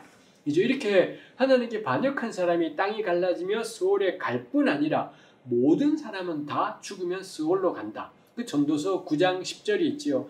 내 손이 이를 얻는 대로 힘을 다하여 할지어다. 내가 장차 들어갈 스올에는 일도 없고 계획도 없고 지식도 없고 지혜도 없습니다. 딱 전도서의 사고방식이면 죽으면 끝. 거기는 계획, 지혜, 지식, 지혜 이런 거 다 아무것도 없으니 살아있는 동안 해서 여기는 누구든지 간에 인간은 전부 결국에는 스올로 간다.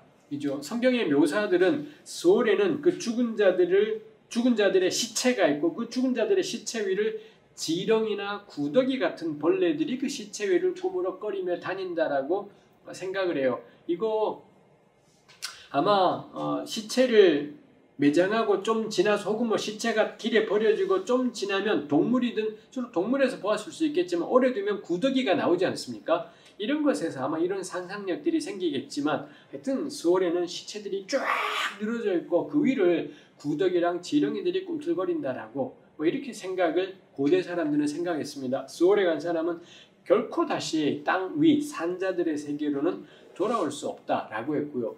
욥기가 놀라운 것이 욥 같은 경우는 차라리 내가 스올에 가서 쉬고 싶다고 욥의 파격적인 것이 스올로 가는 것, 즉 죽는 걸 가리켜서 평안해 산 삶이 너무 고통스럽다 보니 오히려 스올이 쉼과 평안을 얻는 시간인 것처럼 뭐 이렇게 표현하더라이지요.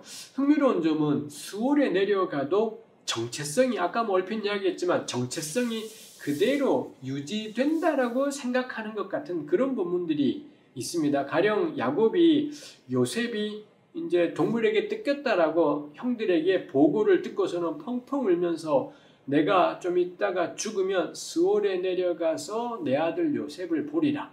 이런 기대는 내가 죽고 나면 스올에 가서 아들을 정말 보게 되리라고. 뭐 이런 거죠. 우리도 이런 표현하잖아요. 누군가를 먼저 보내면서 뭐 예수를 안 믿는 사람 같은 경우도 우리 그곳에서 다시 보자고 당신 먼저 가지만 그곳에서 다시 보자고 뭐 이런 이야기들을 누구도 죽어본 사람은 아무도 없습니다만 우리 이별하고 다시 만나게 되는 걸 기대하고 뭐 종교와 상관없이 그런 표현들을 하는 경우가 있지요.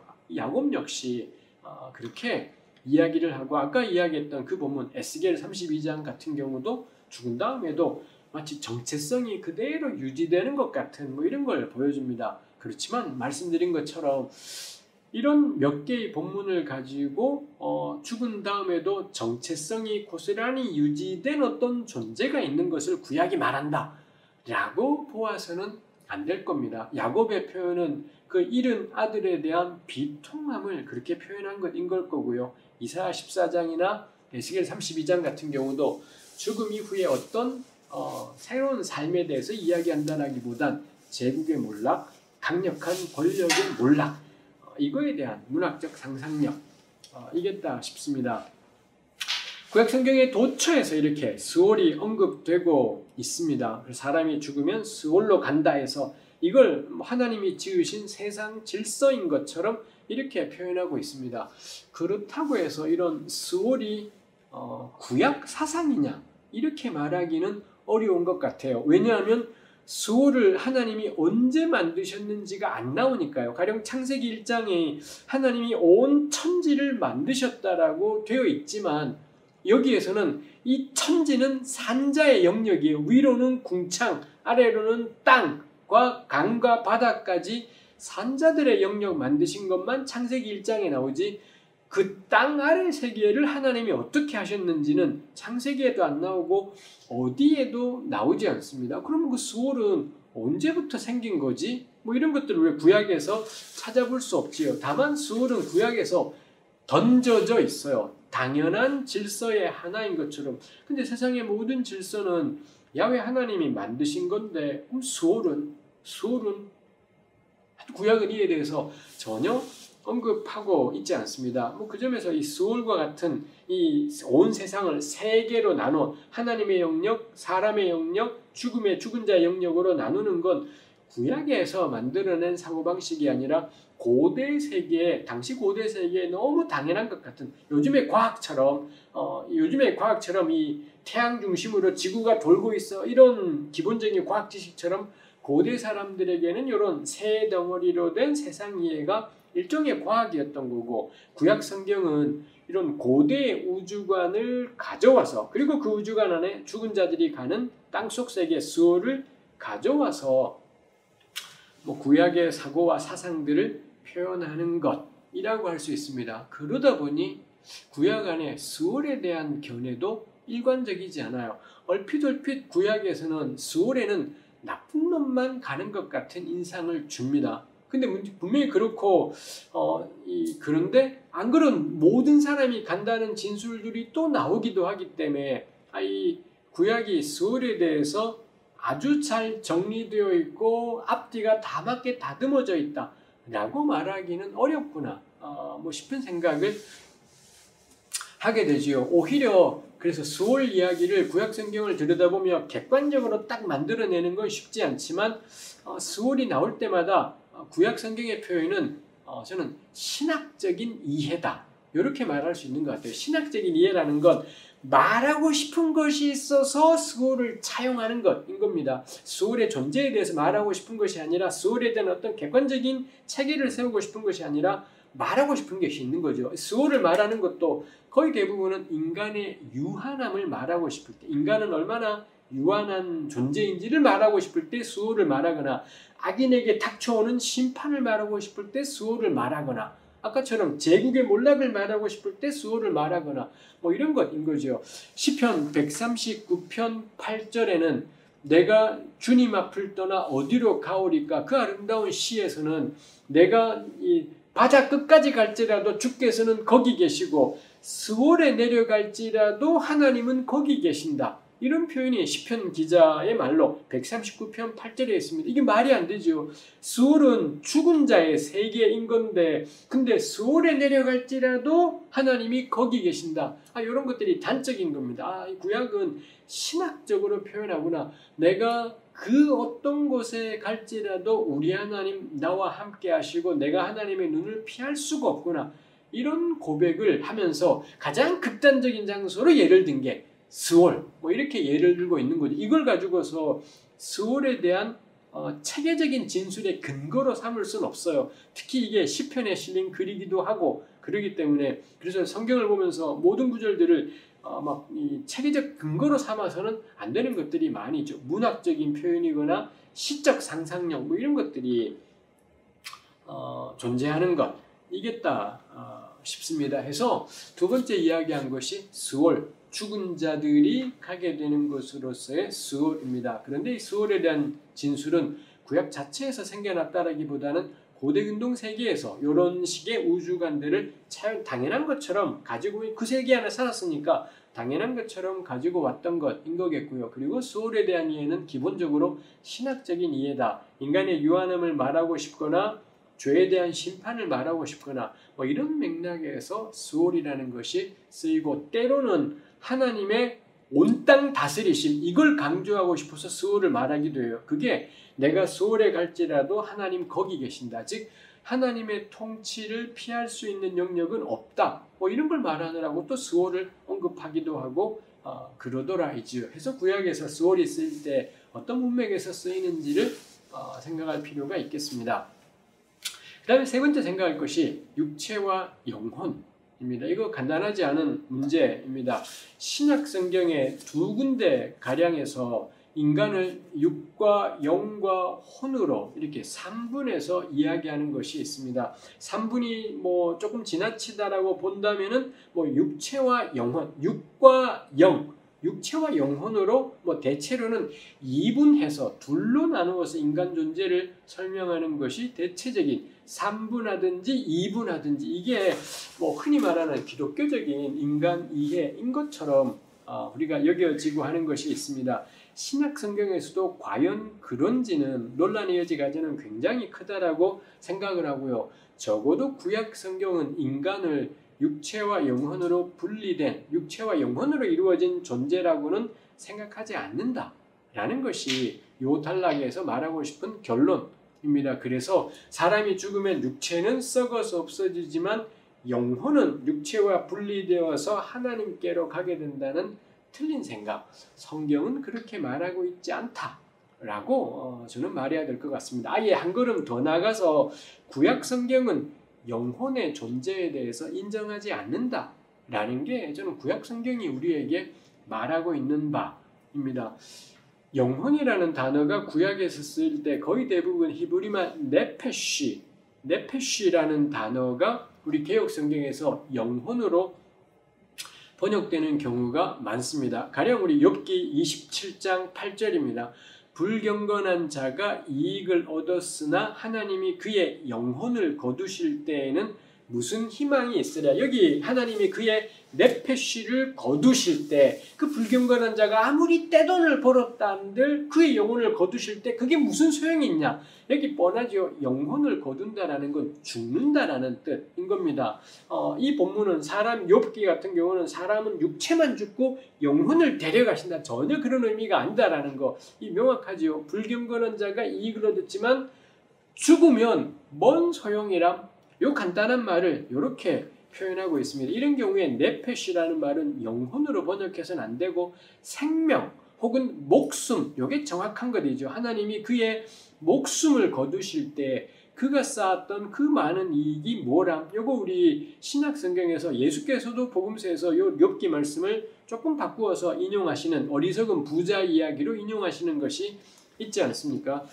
우리 아까 루아흐라는 단어를 보면서 하나님이 이 사람하고 짐승을 흙으로 만드시고 루아흐를 넣으면 살아있고 루아흐를 걷어가시면 죽는다. 뭐 이런 것이 있기도 했습니다만 여기서도 똑같은 맥락인 거죠. 해서 욥기 9절은 육체와 영혼의 어떤 분리 이런 것들에 대해서 전혀 말하고 있지 않습니다. 욥기 27장 8절은 그냥 사람의 완전한 죽음을 이야기합니다. 그래서 영혼이라고 개역이 번역한 네페쉬라는 단어는 굉장히 많은 부분에 생명 내지는 순우리말의 목숨이라고 번역하는 것이 적당한 경우들이 압도적으로 많이 있습니다. 가령 에스겔 18장 4절에 보면 모든 네페쉬가 하나님께 속했고 범죄하는 네페쉬는 죽는다. 이게 영혼 아닙니다. 목숨. 모든 생명이 하나님께 속했고 범죄하는 생명은 죽는다. 이게 정확한 의미인 거겠죠. 그렇게 네페쉬를 생명으로 볼 수 있는 구절들이 나눠드린 자료에 제가 적어두었습니다만 이런 것들이 다 이런 본문들에서 개역이 영혼이라고 번역한 거 다 생명으로 바꿔서 이야기하는 것이 명확하지요. 어떤 구절들에서는 네페쉬가 좀 다른 의미가 있습니다. 욥기 10장 1절 내 영혼이 네페쉬입니다. 나의 네페쉬가 살기에 곤비하니 내 불평을 토로하고 내 마음이 괴로운 대로 말하니라. 여기서의 네페쉬는 자기 속, 내 속이 너무 괴롭다. 속이 답답해. 속에 불이 날 것 같아. 속에 찬물 나.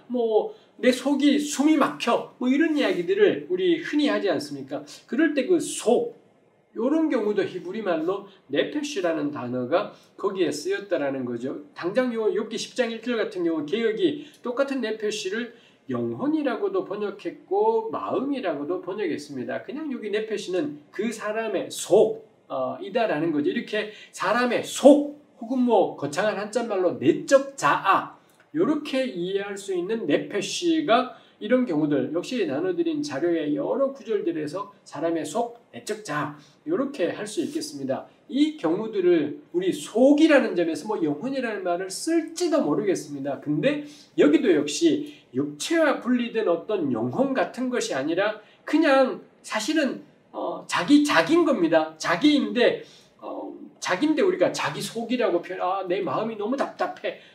우리 인간의 신체를 다 해부하면 마음이라는 게 따로 있지 않잖아요.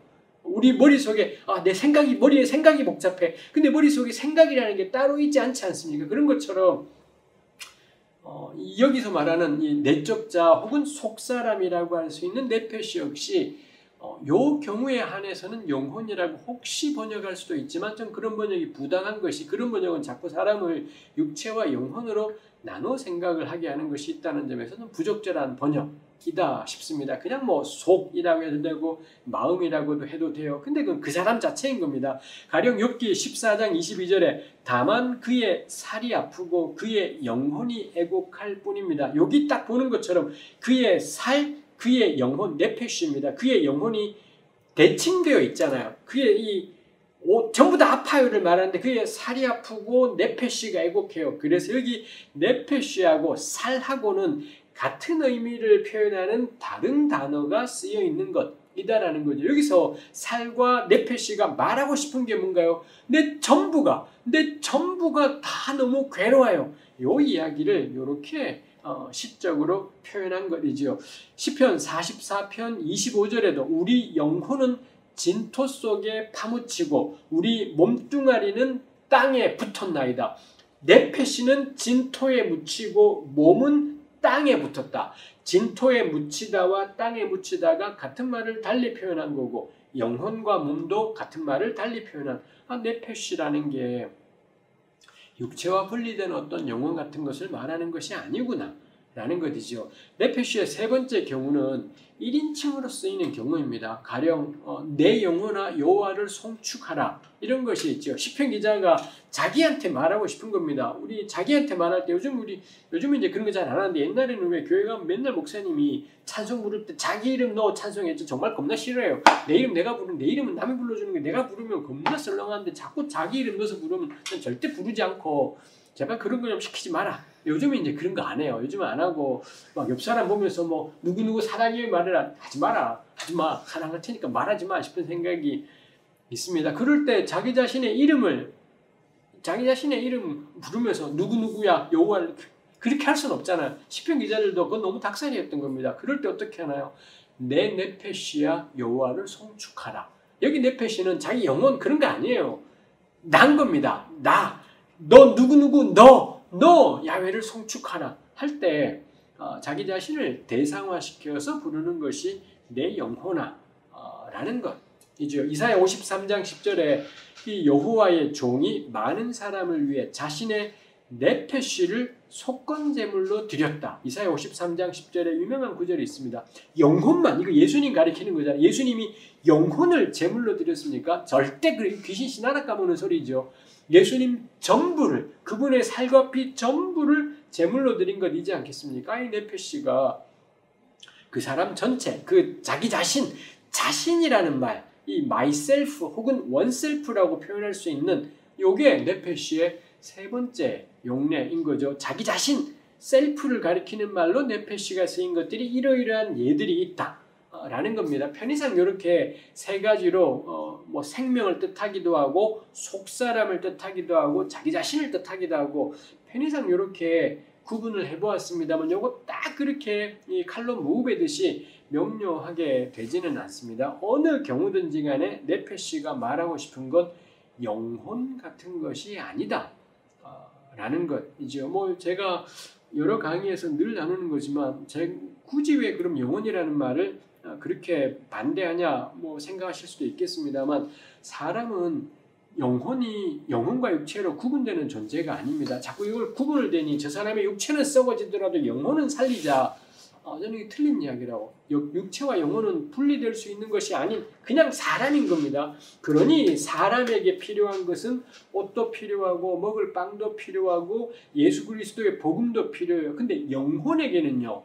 복음 외에는 보이지 않는 하나님의 사랑 외에는 아무것도 필요 없는 게 영혼이지 않습니까? 그러니 이런 식의 접근들은 사람을 총체적으로 보지 않고 저는 너무 부분적으로 다루어가는 것이 있습니다. 제가 늘 나누는 희년은 속죄일에 시작합니다. 속죄일에 죄사함이 있지요. 우리를 자유케 하는 죄사함의 선포와 더불어 땅이 원주인에게 돌아와 이게 하나님께서 원하시는 자유입니다. 진정한 자유는 영적 자유 같은 것이 아니라 죄로부터의 자유 정도가 아니라 경작할 수 있는 땅이 생기는 것, 먹고 살아갈 수 있는 땅이 생기고 죄로부터 자유하고 이게 하나님께서 말씀하시는 자유인 겁니다. 근데 우리네 교회가 희년을 잘 다루지도 않거니와 희년을 맨날 첫날 만날 그 망할 놈의 죄로부터의 자유로만 해석을 해버리니 먹고 사는 것들을 분리시켜버리는 것이죠. 왜 그런 식의 생각이 자꾸 나오느냐? 사람을 영혼과 육체로 분리해서 생각하기 때문에 심지어는 영혼, 육으로 구분해서 생각하다 보니 귀신 신하라 까먹는 소리들을 하게 된다 싶은 것이 있습니다. 영혼 사랑하지 마십시오. 사람을 사랑해야죠. 사람을 사랑하고 사람을 귀히 여기고 사람의 필요를 채우고 목숨을 사랑하고 목숨의 필요를 채우고 이게 저는 이 하나님께서 우리에게 하셨던 것이기도 하고요. 우리가 역시 해야 되는 것이기도 하겠다라는 것입니다. 오늘 나누고 싶은 것의 마지막입니다. 현세에 대한 기대. 구약은 내세에 대한 어떤 소망이 담겨 있지 않습니다. 그래서 구약은 죽음이 끝이라고 생각을 하고 죽음을 그저 부정적인 것만으로 생각하지 않습니다. 언젠가는 모든 사람이 죽을 겁니다. 그럼 이 땅에서 죽는 날까지 이걸 바꾸지 못해요. 그럼 죽는 날까지 지금 어떻게 살아갈 거냐. 구약의 모든 초점은 지금 어떻게 살아갈 건가가 있지요. 그래서 육체적으로는 안 죽지만 구약의 신앙인들은 자주 내가 지금 죽은 거나 마찬가지예요. 이런 고백들을 할 때가 있습니다. 시편 116편 3절에 사망의 줄이 나를 두르고 스월의 고통이 내게 이름으로 내가 환난과 슬픔을 만났을 때 지금 자기 자신이 사망이라는 밧줄이 자기 몸을 칭칭 감고 있는 것 같아. 언제 시편 기자는 이런 고백을 했을까요? 우리 이 영상에 참여하시는 분들은 정말 내가 살아도 산 것 같지가 않은 죽음이 나를 칭칭 감고 있는 것을 경험하신 적이 있을런지. 시편 기자는 살았는데도 죽은 것 같은 자신의 삶을 이야기하고 있습니다. 그 속에서 하나님의 도우심을 부르는 것이 있더라라는 거지요. 그래서 시편 기자 하나님을 향해 살려달라고 수월로부터 건져달라고 기도해요. 그렇지만 이 시편 기자의 기도가 안 죽고 싶어요 이제는 아는 것이겠죠. 당연히 죽음은 모든 사람에게 오는 것이기 때문에. 그래서 이 시편 기자가 말하고 싶은 건 자기 삶에 미리 닥친 죽음과 같은 고통, 이 환난으로부터 건져주실 것에 대한 기도이지요. 해서 많은 부분에 이 죽음이 지금 닥친 환난, 지금 닥친 고난을 표현하기 위해서 이 수월이나 이런 것들이 언급되는 것이 있습니다. 이러다 보니 죽음에 대한 부정적인 이미지가 분명히 생겨나기는 할 겁니다. 그런데 여기 수월이나 죽음을 통해 말하고 싶은 것이 하나님이 주신 그 풍성하고도 충만한 삶의 날 이전에 다가온 자신의 재앙을 표현하기 위해서 이런 죽음을 이야기하는 거죠. 그 죽음을 말하는 까닭은 죽음 자체가 재앙이라기보다는 죽으면은 더 이상 움직이지도 못하고 꼼짝도 하지 못하기 때문이라는 것이 있지요. 그래서 하나님을 향해 간구하는 것이 있더라라는 것입니다. 그래서 개인의 삶에도 이렇게 내 삶의 죽음이 미리 닥친 것처럼 살았지만 산 것 같지 않은 이런 삶 속에서 시편 기자들이 하나님을 향해 탄식하는 것이 있고요. 이게 똑같은 차원이지만 확장된 게 민족에 대해서도 우리 민족이 지금 죽은 상태다라고 이런 고백들도 있는 것이 있습니다. 가장 대표적인 것이 에스겔 37장이죠. 그 유명한 에스겔 37장 마른 뼈. 근데 죽은 지 굉장히 오래돼서 마른 뼈인데 정말 완전히 습기가 하나도 없는 이제 곧 만지기만 하면 부서질 것 같은 퍼석해져 버린 마른 뼈로 가득한 환상. 근데 그 본문이 말하고 있는 것이 결국 마른 뼈처럼 아무런 생기가 존재하지 않는 이스라엘을 다시 회복하실 하나님.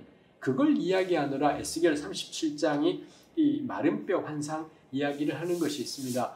그 마른 뼈가 다시 살아난다라는 점에서 부활이라는 말에 사실 가장 잘 어울리는 것이 에스겔 37장이기도 해요. 그렇지만 37장 12절 13절에 보면 그러므로 너는 대언하여 그들에게 이르기를 주 여호와께서 이같이 말씀하시기를 내 백성들아 내가 너희 무덤을 열고 너희로 거기서 나오게 하고 이스라엘 땅으로 들어가게 하리라. 그래서 죽은 이스라엘이 다시 살아나게 된다라는 표현을 하고 있지만 여기서 말하고 싶은 건 죽은 자의 부활이 아닙니다.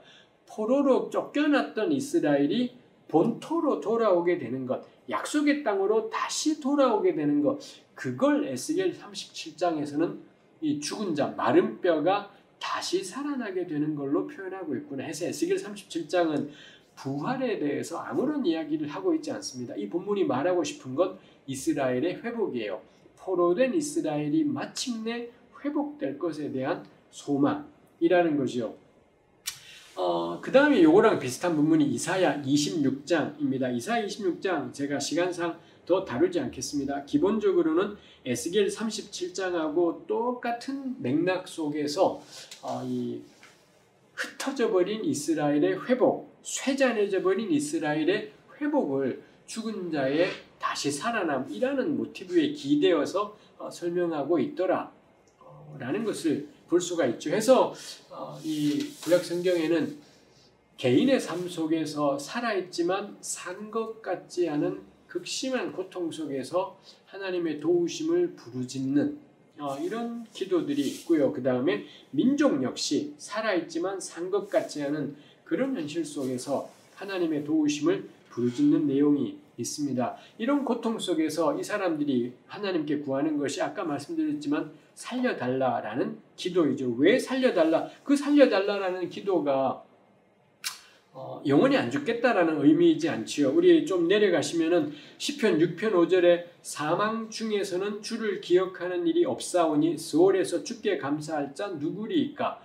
시편 30편 9절에는 내가 무덤에 내려갈 때 나의 피가 무슨 유익이 있으리요? 진토가 어떻게 주를 찬송하며 주의 진리를 선포하리이까? 시편 기자가 이야기하는 건 스올은 사람이 죽건 정말 목숨이 다해서 죽고 나면 계획도 없고 하나님께 감사를 할 수도 없고 찬송할 수 그냥 끝인 겁니다. 그래서 이 시편 기자는 근데 자기 삶에 이런 참혹한 지경이 너무 빨리 급작스레 다가왔고 이 시편 기자가 하나님의 도우심을 구하면서 이 살려주시기를 구하는 것이 있죠. 영원한 생명을 구하는 것이 아니라 지금 다시 하나님을 찬양할 수 있도록 지금 다시 하나님께 감사하며 살 수 있도록 이거 구하는 것이 있습니다. 그리고 시편 기자에게는 그렇게 하나님께 감사하며 하나님을 찬송하고 그거야말로 살아있는 것이다라는 거죠. 해서 이 시편에 산자의 땅, 살아있는 자들의 땅 이런 표현이 있습니다. 이런 표현이 살아있다라는 것의 의미가 뭐냐? 야훼 하나님과 동행하고 그의 행하신 일을 찬송하고 그에게 감사하며 살아가는 것. 근데 그걸 혼자 하는 것이 아니라 공동체와 더불어 하나님을 찬송하며 감사하며 살아가게 되는 것. 그게 시편 기자가 생각하는 산자의 땅. 내가 산자의 땅에 거하기를 원하나이다. 이런 기도들을 하는 것이 있지요. 이게 부활에 대해서 신약 성경 시대 이래 지나면서 알게 되면 마치 내세에 대한 이야기를 하는 것 같은 인상이 있습니다만 구약 성경에서는 내세에 대한 강구를 하는 것이 아니라 지금 하나님을 찬송하며 하나님과 함께 걸어가는 삶. 이게 시편 기자들이 하나님을 향해 갈망하며 간구하는 것이죠. 해서 산자들의 땅, 살아있는 사람들의 땅이라는 표현들이 곳곳에 있는 것을 볼 수 있습니다. 우리 제가 오늘 나누고 싶은 이 강의를 슬슬 마무리해야 될 것 같습니다. 그래서 구약의 모든 관심은 죽은 다음의 세계에 있지 않습니다. 모든 관심은 지금 이 땅, 지금 현세가 구약의 관심입니다. 현세에 모든 초점을 두고 있지요. 물론 구약 성경은 푸른 마르고 꽃은 시드나 같은 표현에서 보듯이 이 땅에 살아가는 현세가 얼마나 더덥고 짧은지 그리고 휙 지나가는지를 이건 역시 구약 성경에서 곳곳에서 이야기하고 있습니다. 근데 구약은 이 땅에서의 삶을 더덥다라는 걸로 끝내지 않습니다. 이게 겁나 길어서가 아니라 그 덧없는 삶이지만 요 짧은 삶 동안에 하나님을 찬양하고 하나님과 동행하고 하나님을 기뻐하며 살아가는 삶. 요 짧은 삶이야말로 하나님이 어떤 분인지가 드러나는 시간인 겁니다. 하나님이 어떻게 세상 속에 행하는지가 언제 드러나느냐, 어디서 드러나느냐? 이 짧은 현세의 땅에서 하나님의 행하심이 드러나고 이 짧은 현세의 삶이야말로 하나님과 동행하는 삶이다라는 것입니다. 그래서 저는 정말 내세를 사모하고 주와 함께하는 그 영원한 나라를 갈망한다라는 것의 실질적인 의미가 뭐냐? 이 땅에서의 삶을 소중히 여기고 이 땅에서 하나님과 동행하며 걸어가는 삶을 귀하게 여기는 것.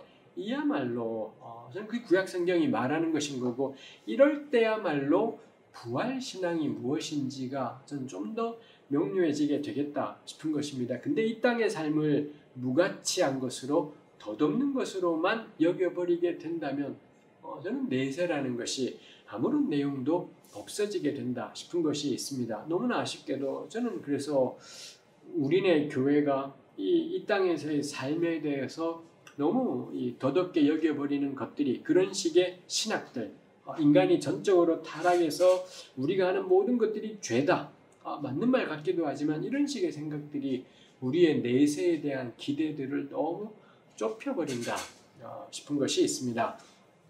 마지막으로 제가 오늘 나누면서 제가 쓴 책 구약으로 읽는 부활신앙을 사용한 것이 있습니다. 이거 외에도 이런 하늘에 대해서 이 내세와 현세에 대해서 이야기한 책들이 있습니다. 우리 파울라 구더 혹은 폴라 구더라는 신약학자가 있습니다. 영국 사람이고 여성이고 그렇습니다. 신약학자인데 그분이 쓴 책이 우리 이제 곧 번역돼서 나오는 것이 있습니다. 마침내 드러난 하늘나라 이런 제목으로 하늘나라라는 게 뭐지 하면서 이제 성경에 나오는 이야기를 굉장히 쉽게 다뤄간 것인데 거기에도 역시 현세에서의 삶이 얼마나 소중한지에 대해서 신약학자가 뭐라 적은 것이 있습니다. 우리 그 책이 출판되면 그 책 역시 한번 꼭 같이 쉽기 때문에 같이 읽어볼 만한 글이겠다 싶습니다. 제가 나누고 싶은 것은 여기까지 하겠습니다. 긴 시간 들으시느라 애쓰였습니다.